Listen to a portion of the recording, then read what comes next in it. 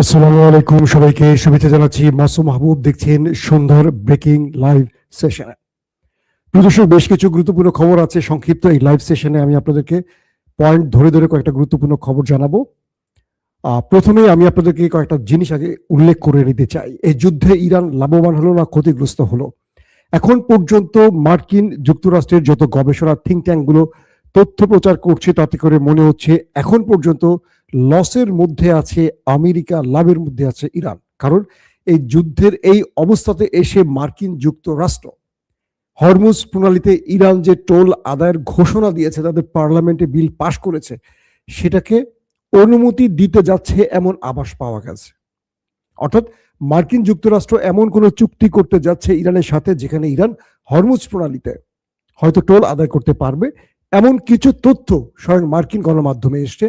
এবং আমেরিকার বিভিন্ন গুরুত্বপূর্ণ ব্যক্তিরা বলছেন আমেরিকার প্রথম পরাজয় হয়ে গেছে।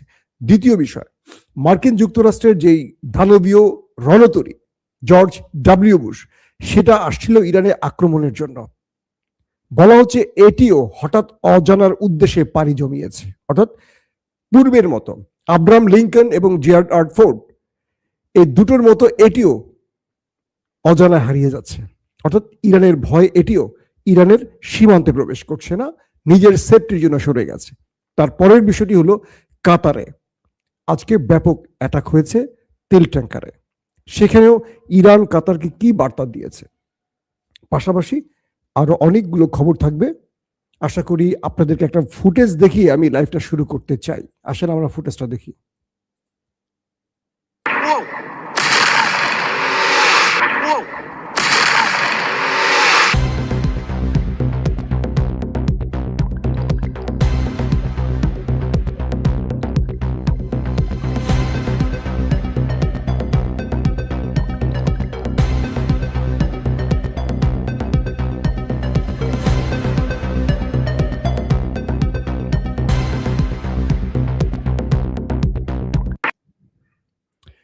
আপনাদেরকে যে ফুটেজটা দেখালাম, সেই ফুটেজটির প্রথম যে ভিডিওটি, আজকে নতুন করে আবারও ইরান মিসাইল মেরেছে। আসেন আমরা আরেকবার দেখি।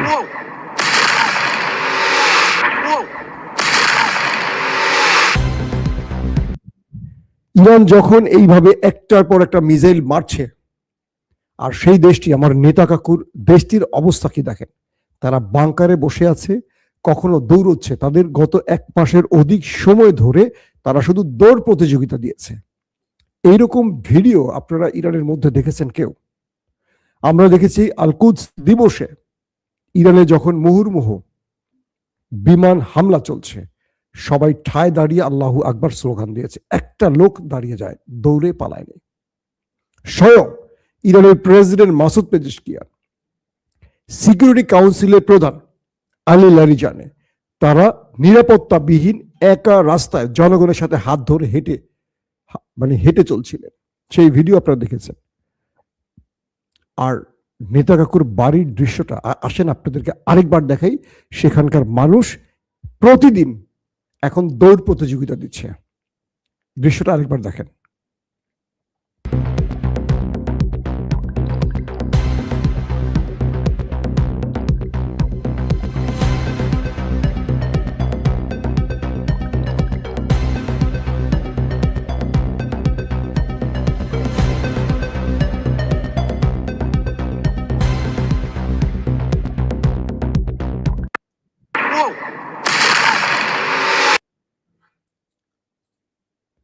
এটা হলো তাদের প্রতিদিনকার রুটিন।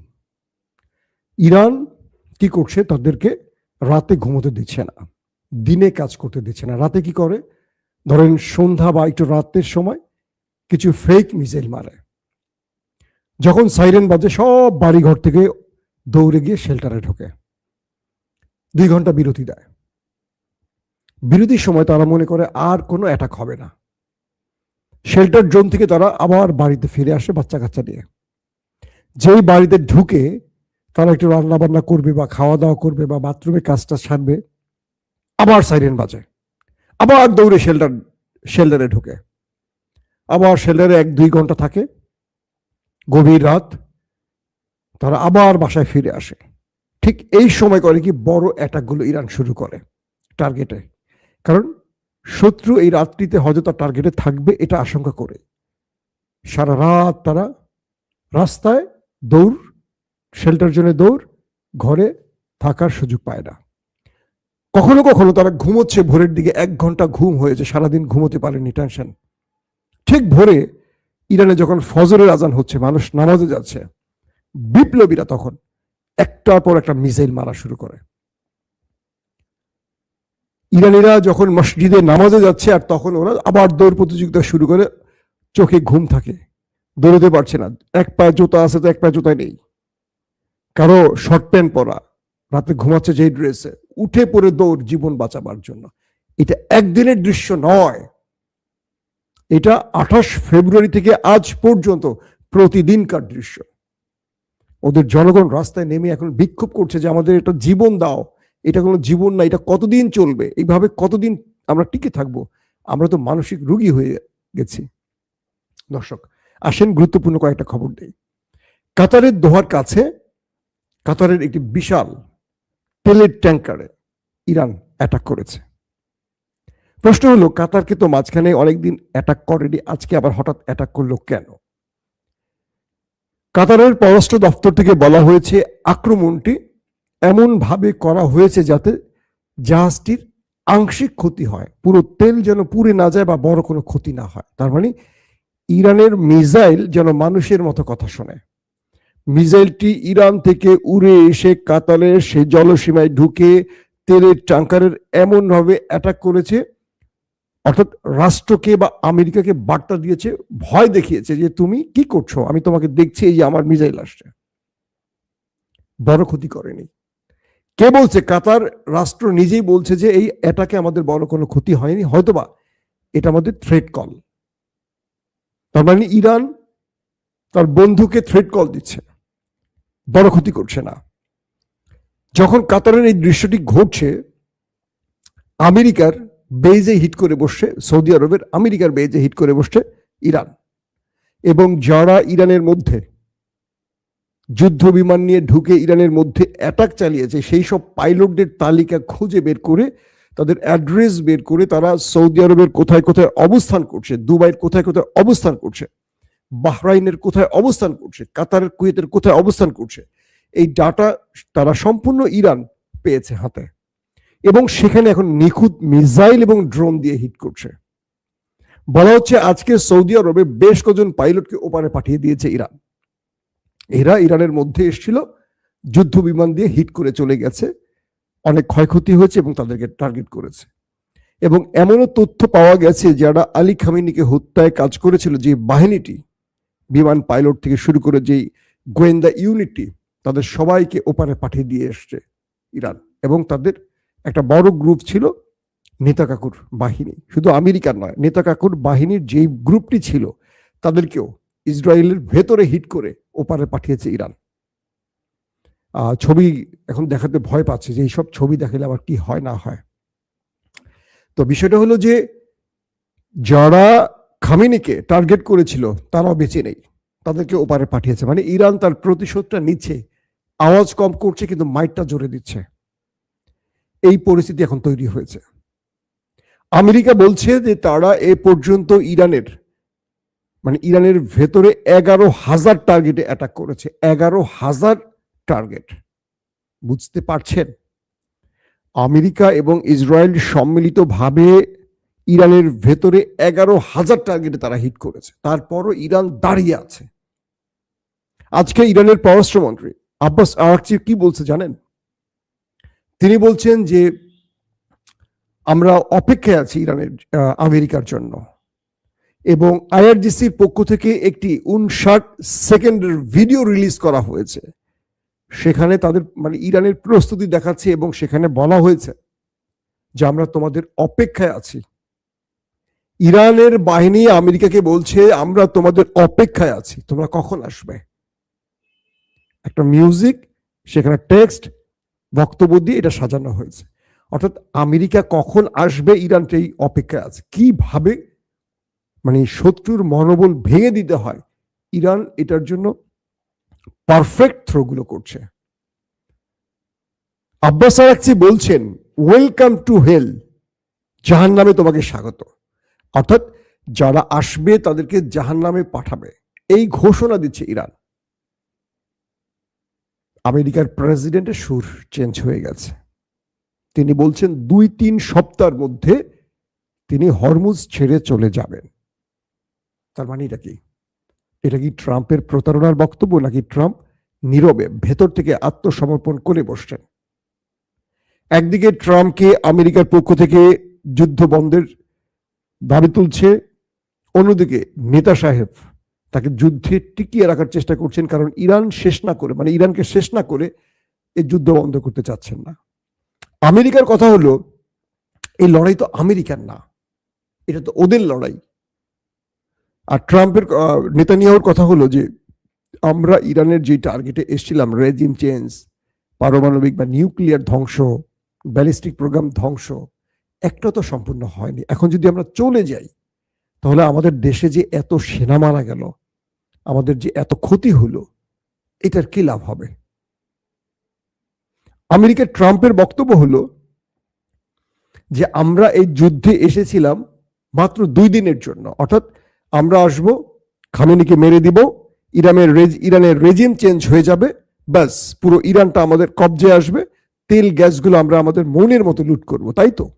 কিন্তু এই যুদ্ধ 1 মাস অতিক্রম করে গেছে এবং প্রতিটা পদে পদে আমেরিকানরা এখন মার খাচ্ছে, কারণ আমাদের প্রস্তুতিটা ছিল 2 দিনের। আমেরিকা এই যুদ্ধ, দর্শক আমার শরীরটা খুব খারাপ, গায়ে জ্বর, গলা ভেঙে যাচ্ছে, গলা বসে যাচ্ছে, টের পাচ্ছেন, সর্দি একসাথে সব অ্যাটাক করেছে। তো যে কারণে কথা বলার ক্ষেত্রে আমার শব্দের উচ্চারণগুলো চেঞ্জ হচ্ছে, টোন চেঞ্জ হয়ে যাচ্ছে আস্তে আস্তে, হয়তো খেয়াল করছেন আপনারা। তো এখন আমেরিকা বলছে যে আমরা আসছিলাম যে উদ্দেশ্য, সেই উদ্দেশ্য সফল হয়নি, আমরা শুধু খামেনিকে মারতে পেরেছি। কিন্তু খামেনিকে মারার পর যেই অবস্থা হচ্ছে এখন আমাদের, অর্থাৎ সেকেন্ড সারির নেতারা যে ধোলাইটা দিচ্ছে, এটা তো আমাদের কল্পনার বাইরে ছিল। আমেরিকা বিগত 50 বছরে এরকম ধোলাই খায়নি, সবাইকে ধোলাই দিয়ে এসছে। আমেরিকা গেছে সবাই, ধরেন আমেরিকা বাংলাদেশের ইউনুসকে বলছে, এই আমি ক্ষমতা দেখতে চাই মিস্টার যদুমধু রামশামকে, ইউনুস তাকে বসিয়ে দিয়েছে, ধরেন এস্টাবলিশমেন্ট তাকে বসিয়ে দিয়েছে। পাকিস্তানে আমেরিকা বলে দিয়েছে একজন ছোট্ট সেক্রেটারির মাধ্যমে যে ইমরান খানকে দেখতে চাই না, আমরা চাই শাহবাজের মতো দুর্নীতিবাজ কাউকে, ভীতু লোককে।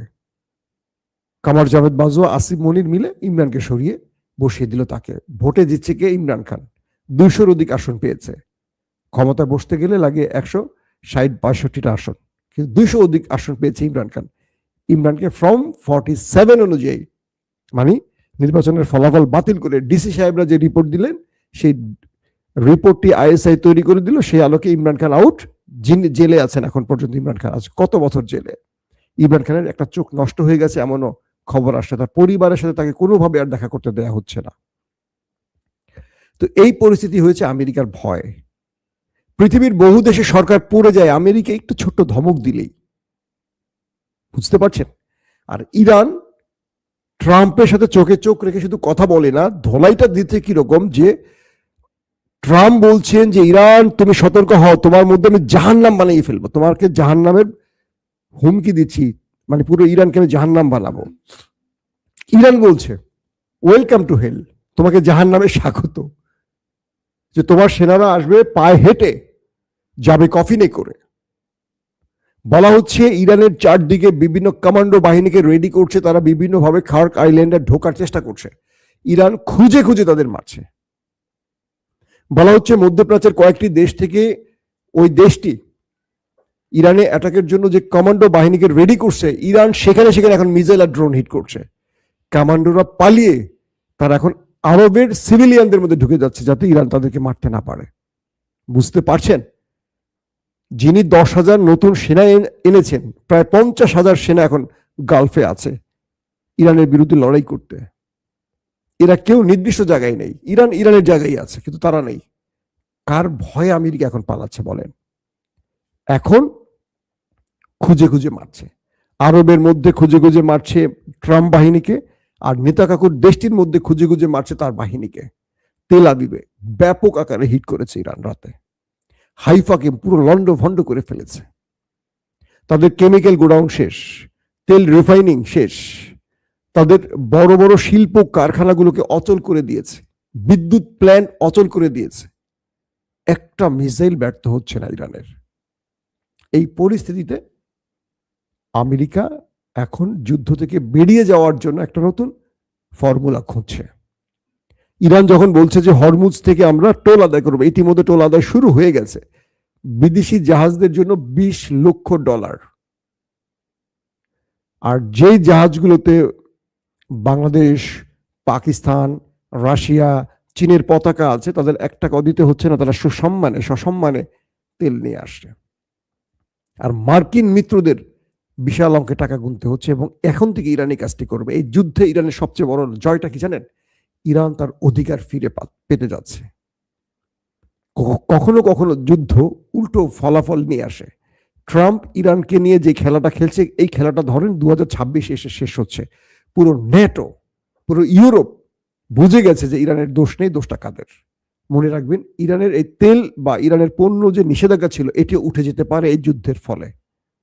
অর্থাৎ পরাশক্তির জায়গা থেকে ইরান মানে মধ্যপ্রাচ্যে নতুন করে তার নিজের অবস্থানটা তৈরি করলো। আর নেতাকাকুর দেশটি ইসরায়েল এখানে সুপার পাওয়ার হতে পারবে না, কারণ এই লড়াইতে তাদেরকে এমন ভাঙছে যে আরবরা এখন বুঝে ফেলবে যে ইরান যদি পারে দুটো রাষ্ট্রকে তক্তা বানাইতে, তাহলে আজকে আমরা আরবরা যদি এক হই ইরানের সাথে, তাহলে তো ওরা তো একটা ফুৎকারে উড়ে যাবে।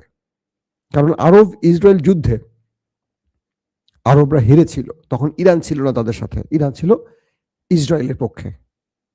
এই ইরান সেই ইরান না, এটা হলো বিপ্লবের আগের ইরান।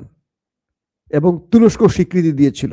এই তুরস্ক এরদোয়ানের তুরস্ক না, এটা ছিল ওই সেকুলার তুরস্ক। তো আজকে যে দৃশ্যটা তৈরি হচ্ছে সেটি হলো আরবরা এখন বুঝতে পারছে যে ইরানের সাথে শত্রুতা না করে তাদের সাথে বন্ধুত্ব করে যদি টিকে থাকা যায়, তাহলে এই অঞ্চলে শান্তি যেমন আসবে, শত্রুর ভয় থেকে নিজেকে বাঁচিয়ে চলা, অর্থাৎ শত্রুকে তারা এখন ঘাঁটি করতে দিছে যে তাদের অঞ্চলে, এটিও তাদের বন্ধ করতে পারবে। কারণ ইরান যতক্ষণ গালফে আমেরিকা থাকবে ধোলাই চালাবে। আরবরা ঘুমোতে পারছে না ইরানের ভয়।